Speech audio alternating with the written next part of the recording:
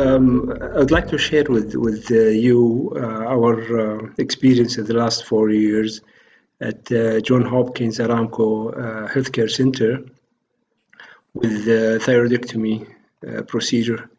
I would like to thank my team, actually most of them resident, Dr. Mu'taz and Dr. Thamer just graduated from Saudi board, so they are our new colleague in the field.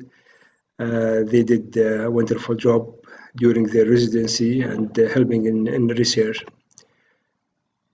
Our hospital is a kind of closed hospital, just serving the big oil company Aramco, which is known to have like 60,000 employees, with their dependent reach about 250,000. They are not just treated in our hospital, but we are the main center for referral. But they have like insurance to be treated in most of the private hospital all over the kingdom.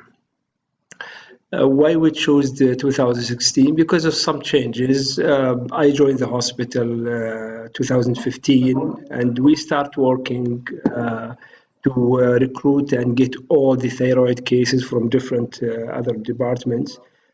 So we start by doing like multidisciplinary meeting with endocrinologists mainly, show them our previous results and the outcome. And they start like the outcome from ENT rather than the other hospitals. So from 2016, we kind of mastered the thyroid procedure in the hospital.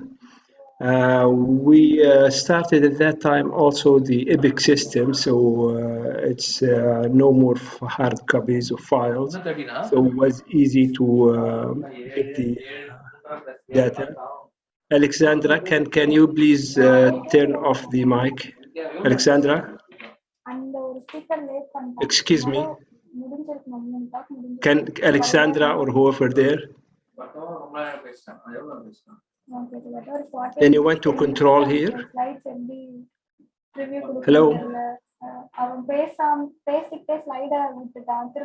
Hello? Anyone there? Alexandra? Okay, thank you very much. I don't know where I reach. Anyway, so as I said, we started the new electronic file EPIC system.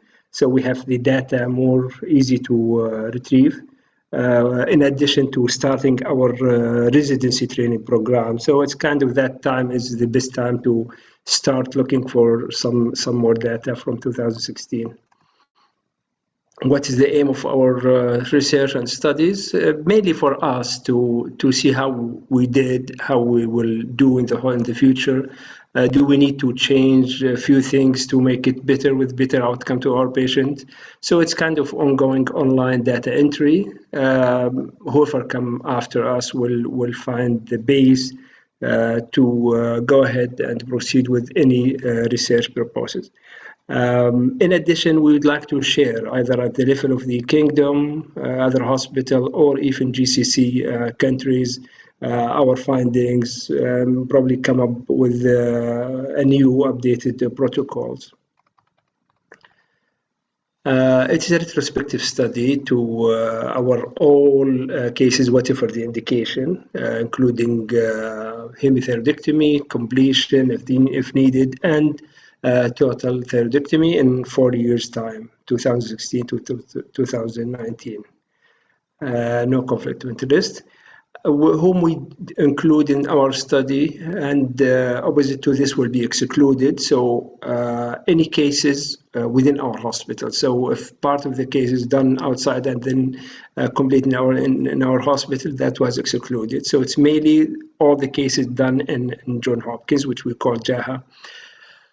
Any patient has not incomplete follow-up at least 6 months, that was also excluded. So we have to have good data from all the patient underwent thyroidectomy, surgery performed only by ENT. So there is a few scattered cases at the beginning of 2016, still with general surgery and other specialty, that was also excluded.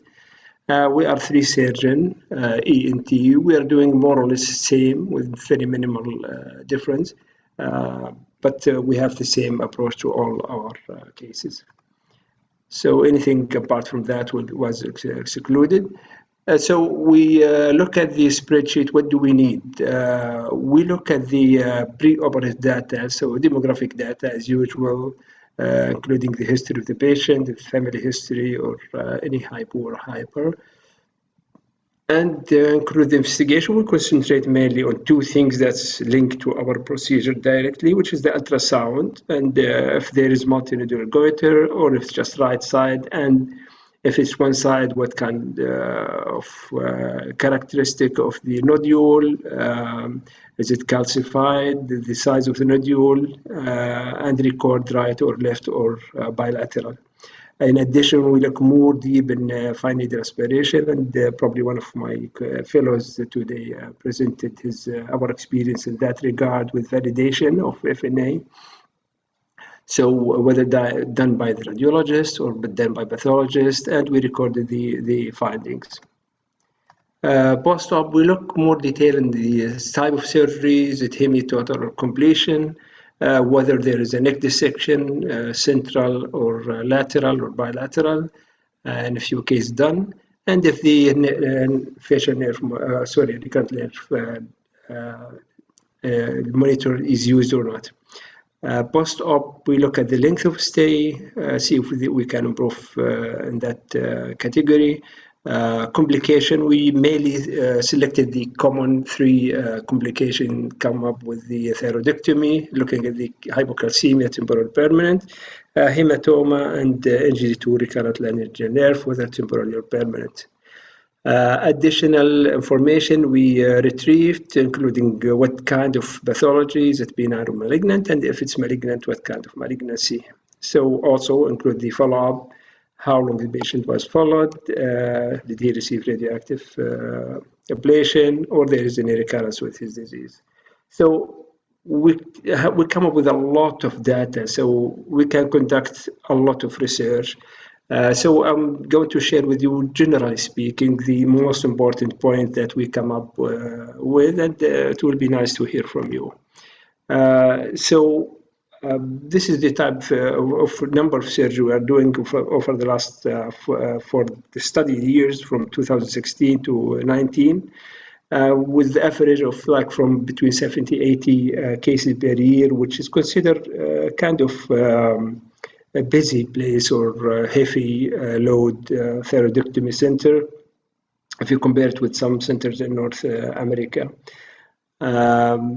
By 2019, after that, as you know, the COVID started to show up early 20, so everybody was affected. Despite that, we compensated. So I look at the data from November 2019 until now, and over the last 2 years, we approaching about 150 cases of thyroidectomy. So we are in the same range of 70, 80 per year. Not surprisingly, comparing with the others, 2/3 of the patients were female and 1/3 is male. Looking at the age, as you can see, the dark green, the green, and the gray is above 45 years old. We have this, the youngest was 14 years old with a bad disease, papillary carcinoma involving both sides of the neck, and the oldest was like 86 years old. So what type of surgery included in our study? I'll just take you to the percentage where we have like hemithyroidectomy is the main one, 58.7%. Some of them, they need completion, so we have 22 cases of completion for the last of 4 years, and in some cases they have to start with total thyroidectomy. It's about 41%. So we come up with 277 cases during 4 years.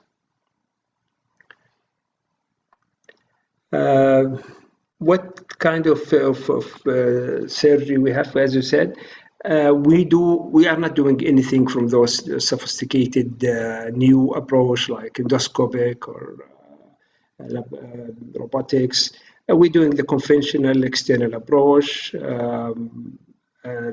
I didn't use the nerve monitor in all cases at the beginning. We just selected for total, difficult, cancer, or central neck dissection. But lately, with the residency enforcement heavily, we start to use it in all cases. Total duration of the procedure was 2.2 hours. In general, we're looking to shorten this time. We are not using loops to look for like parathyroid or nerve. We not put a drain in all cases, zero drain.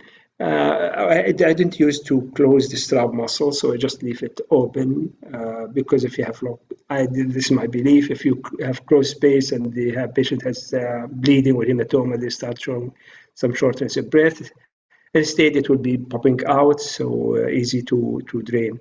Before closing, we put AVT hemostatic material. We ask the anesthetist before that to do some pressure with Valsalva to make sure it's a dry field. So we did not put drain. Okay, what kind of pathology? Two-thirds, more than two-thirds, a little bit with the benign disease. We have 1/3 of malignancy, and this expected papillary is the main source of the cancer in the thyroid, with a few other follicular and patient and to less extent other pathology. Kind of complication. This is the complication we have. In general, we have like 17.4 cases with complication post-op, including most of them temporally hypocalcemia. Few of them have permanent. We used to start immediately calcium after the surgery. Right now, we are careful not to be routine. We look at the cases more close if needed or not. And I will share with you in a few slides coming what's our protocol or new protocol. We have 3 patients had bleeding, end up going back to OR out of the 277 cases. That did not differ much from those people who is putting the drain. Despite that, they might come up with the bleeding. And one of them was still in the hospital. 2 of them discharged and came back to the emergency room. Recurrent laryngeal nerve, we have 8 patients with temporary, came back slowly with time. And 3 of them, we're talking about unilateral. We never had a case of bilateral nerve injury. As I said, we are using the nerve monitor in most of the case right now, but even before, if you end up doing total, we make sure the nerve is pulsing before we switch to the other side. This is the same finding of the complication we had in terms of the calcium level, nerve injury. Length of stay, as you can see, the average for hemithyroidectomy was 1.26, for total is 2.18. And we had a chance, probably most of them had same thing in different way after COVID-19, that we deal with the hemithyroidectomy as a day surgery case unless patient has medical issues or other issues, but usually they go home same day if there is no complication. Currently, we are conducting a study to see if some of the total thyroidectomy we can send them home. By doing a protocol to check before closing the skin to check the BTH. If it is within normal, we measure the calcium once, and patient asymptomatic can go home with the precaution to come back anytime if he had any numbness or any funny feelings. We will follow that issue for a few months and see if there is no indication and those people who did not come back to emergency room. For example, they have normal PTH. Some people they might come second day, third day with low calcium. So we'll look at that and we see if we have normal PTH, do we need to send them home same day or we go back to the old way. Sorry, this is the fine needle aspiration findings regarding to Bethesda. I wouldn't repeat my fellows' information. papillary thyroid carcinoma. This is the variant we had. Most of them, big number of conventional or follicular variant, with the lesser extent to the aggressive part. We look at the validating our results with the international or other centers to see if there is anything different. Regarding the Bethesda, it's kind of goes in agreement with the international figures. Regarding complications, our temporary injury was 2.9, so it's within the category of the published data. Same thing for permanent. Hypocalcemia, 8.8. Permanent hypocalcemia is 2%. Again, it falls with the international figures. Hematoma, we have 3 patients only with the very little effect in the study. I think this is most of the thing I would like to share with you. As you said, the incidence and the rate of complication in our institution is similar to the international figures. We are learning every day from our mistakes or our shortcomings. So we're trying to come up with a better outcome to our patient. We would like to see also link with other hospitals and centers in the kingdom and even the GCC or even international to see if we can come up with better care of our patient. Thank you for